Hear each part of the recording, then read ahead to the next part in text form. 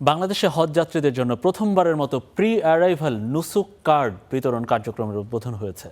সন্ধ্যায় রাজধানীর পুরোনো পল্টনে এই কার্ড বিতরণ অনুষ্ঠানে উপস্থিত ছিলেন বিমান প্রতিমন্ত্রী রাশেদুজ্জামান মিল্লাত ও প্রধানমন্ত্রীর উপদেষ্টা মাহাদি আমিন।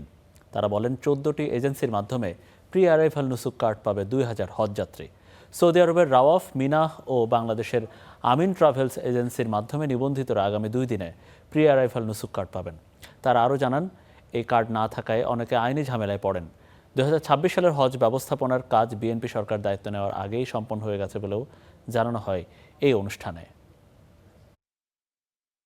ধর্মপ্রাণ নাগরিকদের জন্য এই হজ সেবা যেন আরো সহজ করা সম্ভব হয়, ইসলামী মূল্যবোধকে ধারণ করে যেন আমরা সেটাকে কার্যকর করতে পারি, সেটি আমাদের অন্যতম লক্ষ্য। বিশেষ করে রাষ্ট্রীয় ও কূটনৈতিক উদ্যোগের মাধ্যমে হজের খরচ আমরা কিভাবে কমিয়ে আনতে পারবো, সাধারণ মানুষের আরও কিভাবে হাতের নাগালে নিয়ে আসবো, সেটি আমাদের অগ্রাধিকার তালিকায় প্রাধান্য পাচ্ছে।